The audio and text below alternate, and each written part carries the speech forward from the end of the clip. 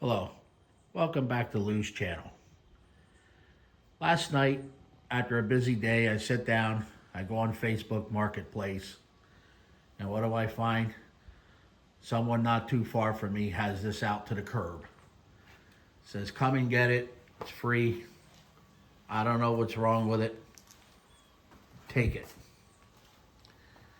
So I jumped in the truck with my ramps, my air tank, figuring that the tires are flat. Grabbed my honey and said, let's go. So we take off, we go, and as luck would have it, there it sat just waiting for me to get it. So I picked it up, brought it home, looked it over quickly. As you can see, it does have electric start, so that's a plus. I checked the oil, it has oil in it.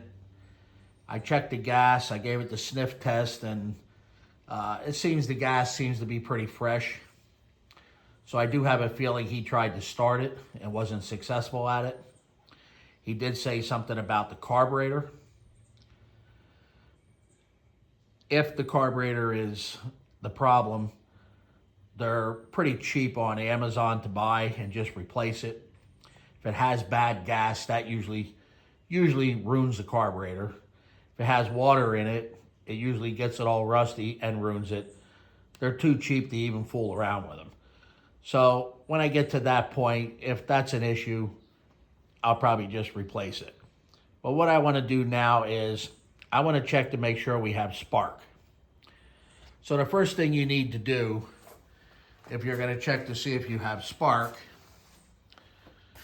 is you want to make sure that the key is on, the throttle lever is off of the stop position, because those two things will kill the spark and you won't get a true reading if it's the spark plug, if it's the stator, if it's the coil. You won't know if those two things are in the off position. Now, some snow blowers have a key that you actually turn.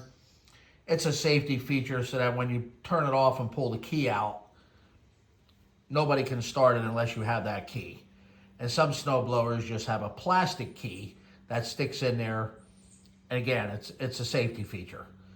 So what I'm gonna do is I pull the spark plug out, and as you can see, I have it plugged back in.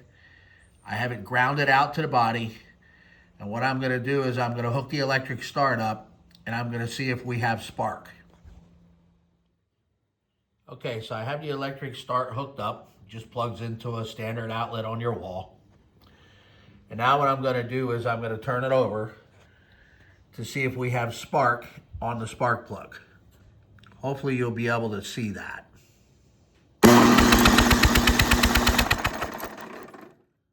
Okay, well, as you can see, we got good spark. So that's definitely a plus. Now, at this particular point, if we did not have spark, it doesn't mean that there's a problem with something that makes the spark. You want to definitely change the spark plug and check it again. Because if your spark plug is bad, you won't get any spark at all. So now everything looks good.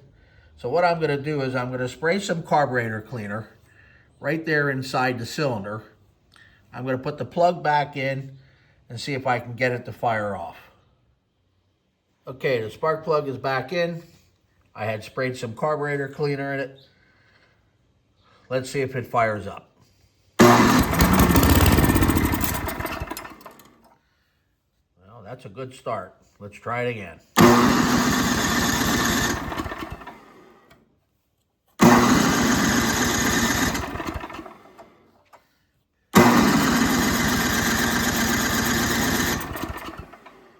Okay, I'm going to assume, since it fired off with the carburetor cleaner, I'm going to assume that the gas is no good, or it's not even getting gas. Okay, well, folks, you heard it run, and I continued fooling with it, spraying carburetor cleaner right directly into the carburetor, and as long as I did that, it would run. So that's telling me that it's either not getting gas from the gas tank or the carburetor is so gummed up it's not allowing gas to come in it. But at this point, I'm happy I heard it run. I don't hear anything knocking on the motor, so I do believe it's going to be a good motor. So what I'm going to do next is I'm going to continue on this project, going into that belly pan down there and opening up the gearing and make sure the axle and the friction wheel and everything is lubricated up so that it rolls a lot easier. And once I do that, then I know that's all good. Then I'll come back on top, and this cover right here by the muffler, if you pull that cover off, it exposes the carburetor. And then what I'll do is I'll take that carburetor apart, see if it's something that can be cleaned or if I just need to replace it. So at this point here, I will continue with that gearbox. Okay, so as you can see, I have this suspended up in the air, hanging from my hoist. And I'm going to continue taking this belly pan off so I can see the gearing inside. It looks like there's one bolt there, and I believe it's just clipped. So this pan should just drop down and then pull off.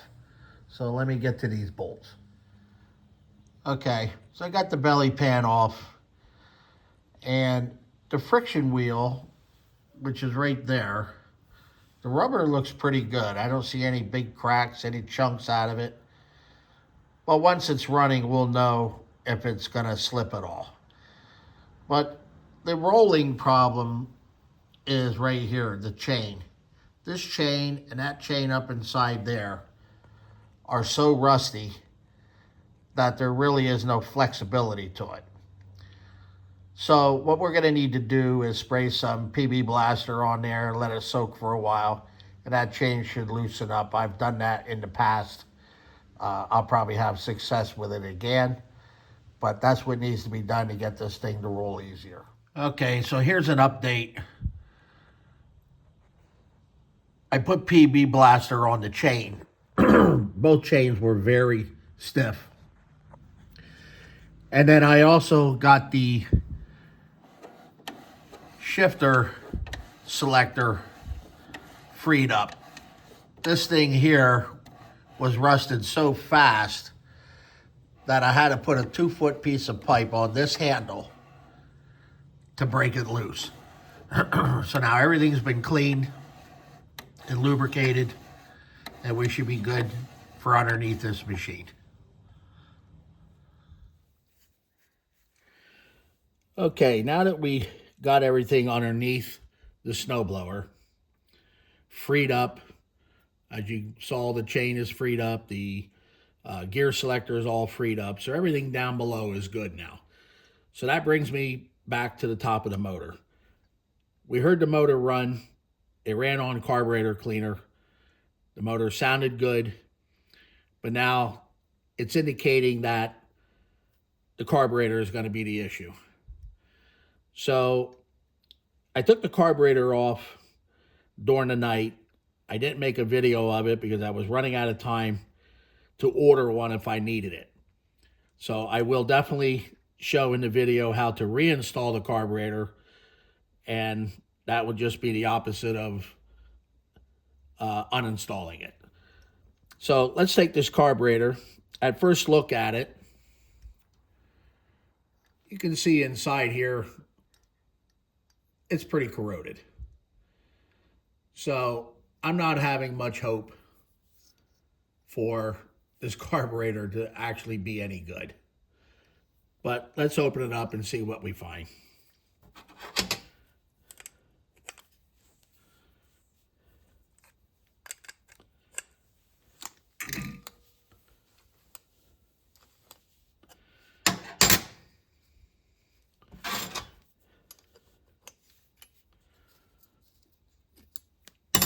All right, that screw's working pretty hard, so again, that's usually not a good indication.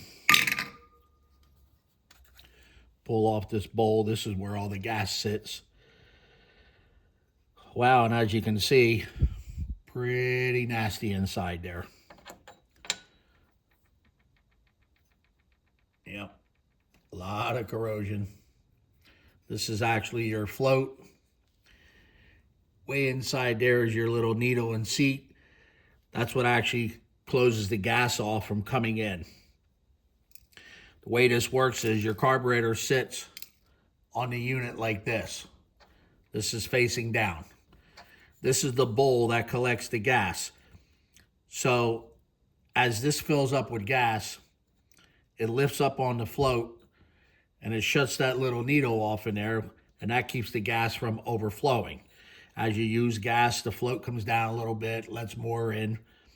But as you can see, this thing is pretty nasty. So it does look like I'm going to end up by ordering one. Just not really anything else you can do with this. By the time you buy a rebuild kit and hope that you get all that rust out of there, it just isn't going to happen. I mean, this is actually the result of water being in the gas. Bad gas will leave this very dirty inside, far as like a varnish. It would be brown, it would be sticky sometimes. That's how bad gas will leave a carburetor. But this, as you can see, is just nothing more than rust and corrosion. This at one time definitely had to be filled up with water and sat there for a long time.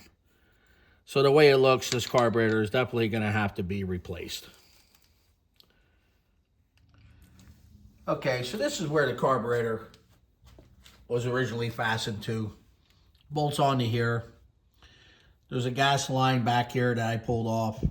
Over here, there's the little siphoning button when you push the button to give it to start it. Before you start, it gives it some extra gas in there. That's that hose. And back under here was the linkage to the throttle. So like I said, I will include a video of me reinstalling the new one, but that's where everything was. So what we're going to do now is we're going to move on to the gas tank. I definitely don't want any of that water or bad gas coming through the new carburetor. So we're going to take the tank off so that we can definitely flush all that out.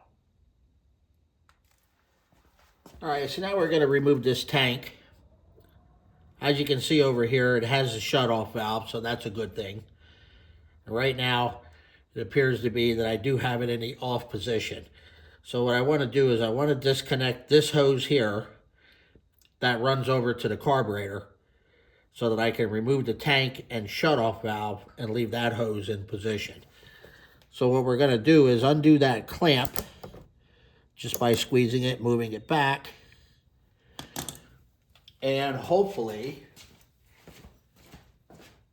we will be able to remove this hose without having too much of an issue. Sometimes these things have been on here a long time and they just don't want to give up.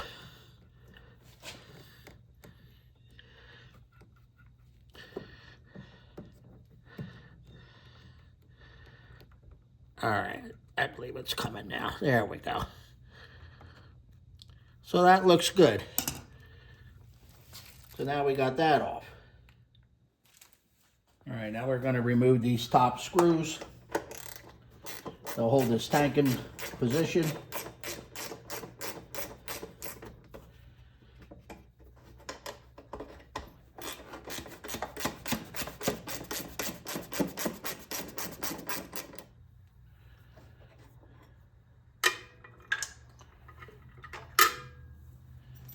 And then we should be able to pull this tank right out. That was pretty easy. I believe it's just hooked at the, there we go, hooked at the bottom. And that's the removal of the tank. And now, like I said, now we're going to clean this out so that we definitely have all fresh gas going into that new carburetor. So now after removing the gas tank, I drained out the fuel that was in it. And along with the fuel was a lot of water mixed in with it. I'm not surprised to see that because of the condition the carburetor was in. I would have been more surprised to not find water in the tank. So I drained it all out. I washed it out with the garden hose real good because on the bottom of the tank, it had like a pretty dirty film across it. So I stuck the nozzle in there, sprayed the heck out of it, drained that all out. Then what I did was I stuck a rag over the hole here, and I stuck my compressed air in it, and I blew out just about every drop of water that was in there through the little hole on the bottom, okay? But that wasn't good enough because around this flange on the inside, around the opening, I mean, there's a flange on the inside, and that prevents the gas from splashing up, but also prevents you from rolling the tank sideways and draining out every drop of fluid that's in there.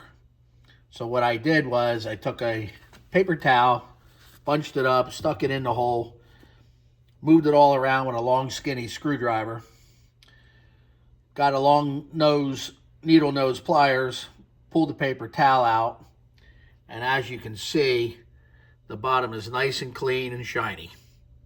So there's no water left in the tank, there's no dirt left in the tank. Now this tank is ready to be installed.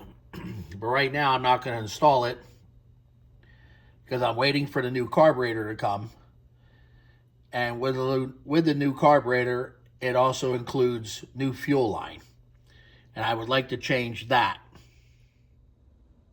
Now to change the fuel line is right there.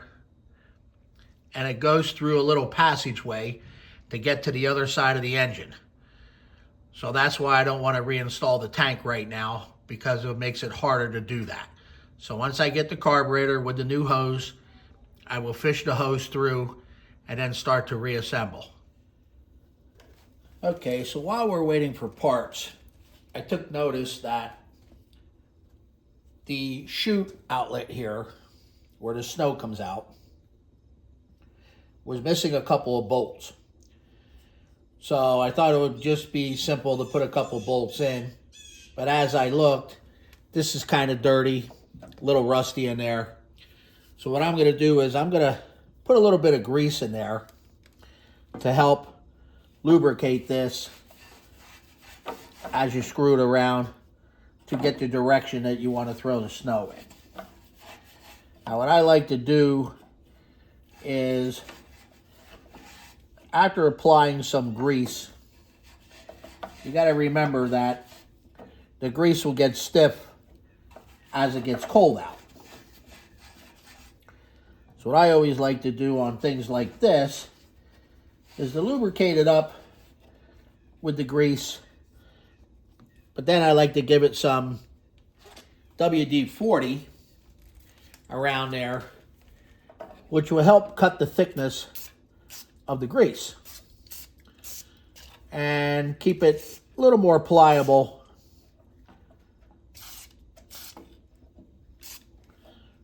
as the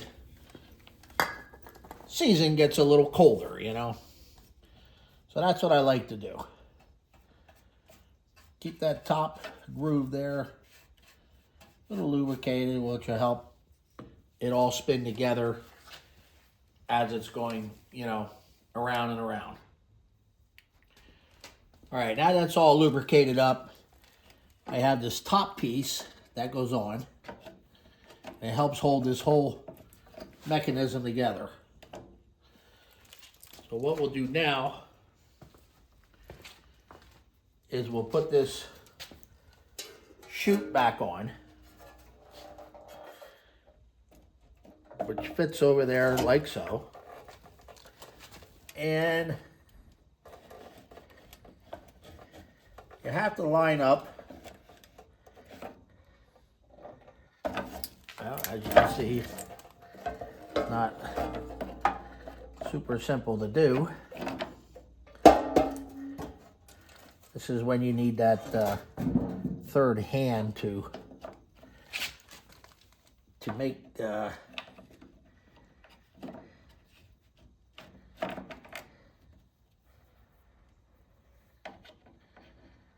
make everything work.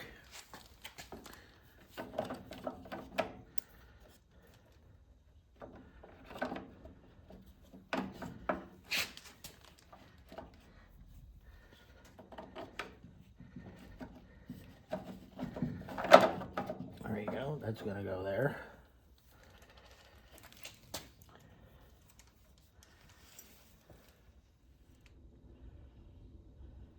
Okay, so with a little help from my third arm, I got this thing on, and we're going to finish putting it together. As you can see, it was a little rough to get it on, but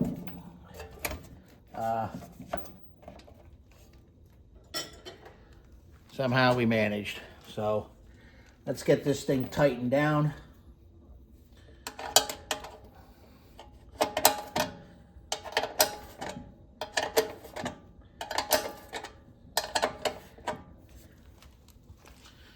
That bolt on that side is just snug. I have to get that back bolt in. I got to get this whole chute forward a little bit so I can get a washer on that back bolt. Let's see here.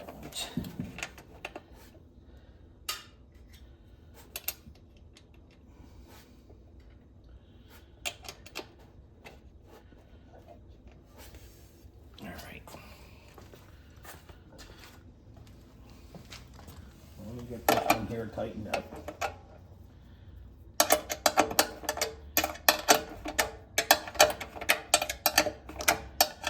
Maybe that's why it didn't have a bolt in it, because of it being so difficult to do.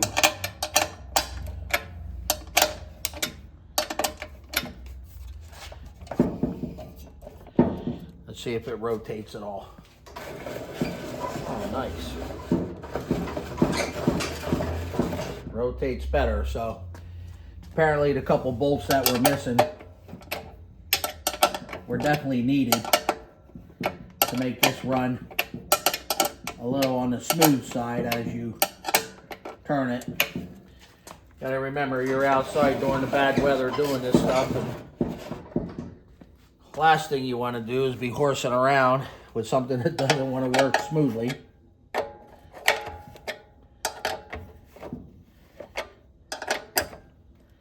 Bad enough you have to go out and do it, but you don't want it to be that miserable.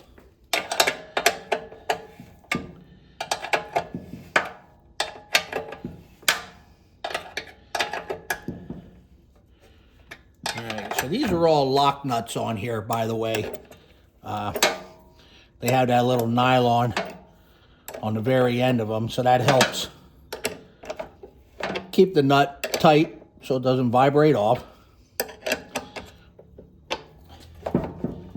Okay, so that's all hooked up. Let's see again if it rotates smoothly. Oh yeah. That was much better. Much better doing that. Much better. What I'll do is I'll put a little grease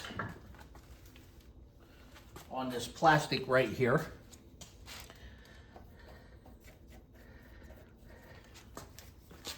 Where it spins, because it's all plastic against each other, so there's no metal.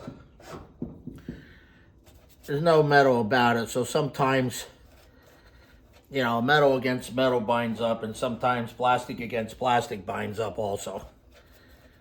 So you just got to do a little lubrication there.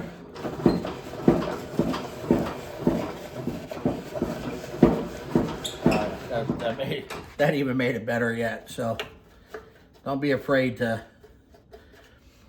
lubricate things. You know, you have these snow blowers, and the problem is we don't use them enough in my area. So they sit around, they get rusty, they jam up. And like I said, this thing hardly moved at all when I was pushing it by hand. And you know, as you saw underneath, the chains were rusty. And that makes all friction that you don't need. So it works well now, pushes like a charm. So this now turns easy. So basically, I'm just waiting for that carburetor to come. And once we get that, we can finish putting this together, see how it works out, and we'll go from there. Okay, so I got my new gas line here, and I spliced it to the old line, and I'm hoping to pull it right through to the other side of the motor, so that I don't end up by taking this cover off to get the hose routed through. So I'm gonna try my luck and see if I can pull it through, kind of like fishing it through. I don't know, because I know it gets tight in there where it goes through. Not so sure I'm gonna have that kind of luck, but yeah, I don't think it's gonna go through. Yeah, so I'm gonna end up by probably taking off that cover so that I can route that hose without trying to fish it through. All right, I pulled it back through so I can see where it was. And I had put some tape on here, actually some electrical tape, hoping that that would bridge the gap between, you know, the step in it and, but I think that's actually what's holding me up. There's a very tight spot in there. I've had these off already. And there's a very tight spot that this has to fit through. And I mean like very tight. So I got the feeling that this tape is just thick enough that it isn't going to let it go through. So I'm going to try taking this tape off that I put on and try shoving it back through like that. Let's try it again. See how much I have luck this time around. I actually have a bolt there holding the two hoses together because the hose barb that I had that I was hoping to use has fins on it, and I know that isn't going to fit. So let's give this baby a try again here.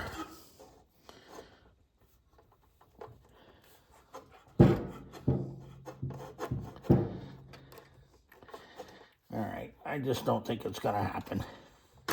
Oh, hold on. They say don't count your chickens before they hatch. Let me come on this side here.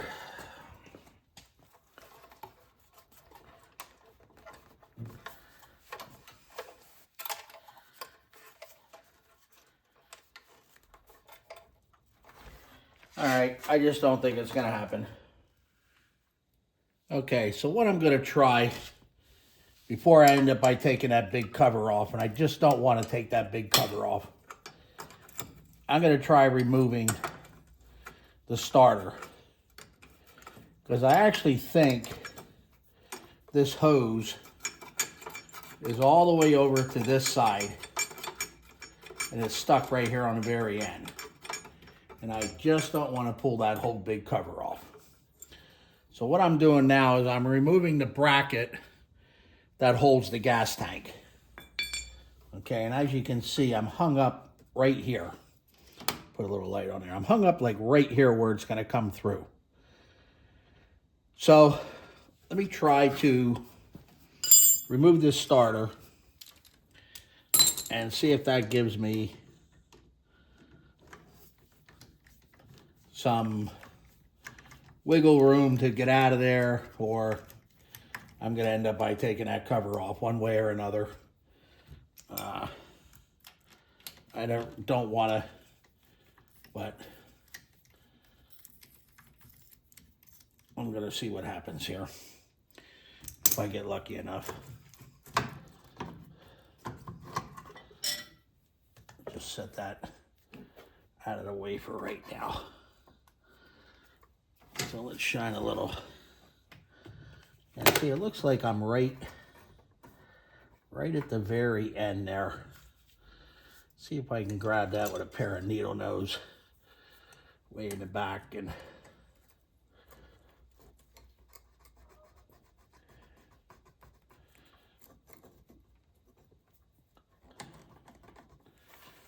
Maybe I can try to feed it through some more from the other side now.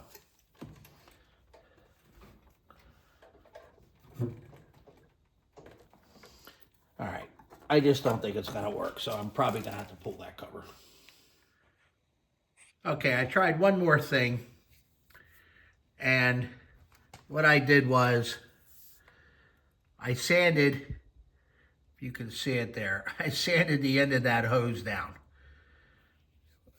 It was bumping and catching on that edge, and like I said, I tried taping it, but all the tape did was get jammed. So I sanded that down. Now, obviously, I got more hose here than I need, and I will cut that off. But you're probably thinking, well, why didn't you just take the cover off and make it easier on yourself? Here's the reason why. This cover is that cover there where your pull handle is.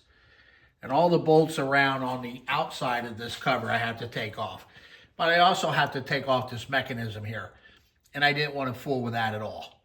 So that's why I worked hard at getting it through.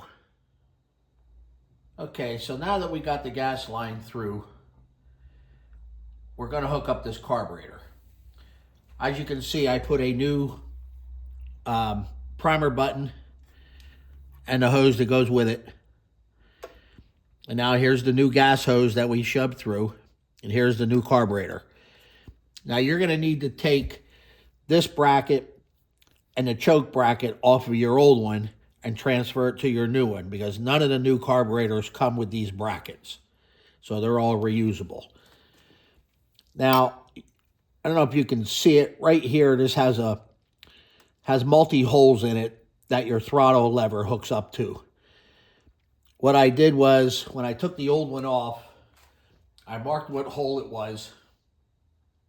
I matched it up to the new one now and marked that hole. So now I need to put this little throttle lever into the correct hole. So that's what I'm going to do now. It goes in at an angle. It goes in at an angle, then it locks in. Okay. And now that we did that, now we're going to pull this hose, this fuel line, through to the other side so that the carburetor starts to go into position. Now you can see it right there. It's hooked onto the throttle. Okay. It'll go back and forth now when you're throttling it. And I have to get this lined up here so that I can get the gasket in there. So I just need to bring this hose over a little bit more. That looks like about close enough, I would say. So now we're going to put the gasket in. We have the throttle hooked up, the hose hooked up. Now we're going to put this gasket in. Now these screws sometimes are a little hard to get in here, because the nut is very difficult to get on there. You have very little room for the nut. So what I'm going to do is I'm going to put this gasket on one side and start to get one bolt here started.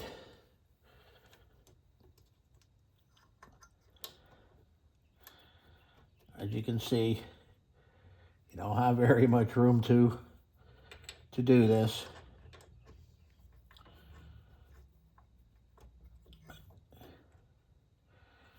Just have to play around with it a little bit to get it on. The funny thing is, this is actually the easier one. The back one is the harder one. Well, it looks like I'm making some headway with it there. Okay. Okay, so we got the tank back on, the starter's back on. So everything's, you saw me take everything off, so I got everything back on. I put the valve onto this hose. that comes from the other side. I'm going to slide this clamp over it. And then I have one more connection to make, and that's going to be here to the tank. A little hard sometimes because this new gas line is very stiff. Looks like it's going to give me a little trouble maybe. Okay, what I decided to do was put a clamp on the bottom of that tank that you screw with a screwdriver to tighten instead of one of these compression ones. It just feels like that new hose that I bought is pretty stiff, and it almost seems like it wants to pull it back off of the tank. So that's why I decided to put one of those on. So now what we'll do is we'll put gas in this thing and fire it up. Okay, I put gas in it. Got the electric start hooked up. Let's see how this new carburetor works.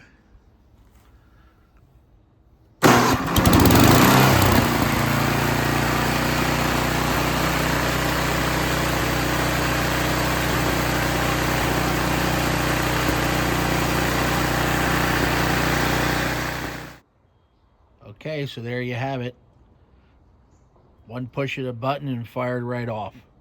So it looks like that new carburetor is going to work fine. So I'll put that shield back on the side, and I believe this will be all done. Remember, I saved this one from the garbage, and it seems to work fine. It's going to make somebody a happy machine for the winter. Thank you for watching my videos. Please subscribe and share my videos. Thank you.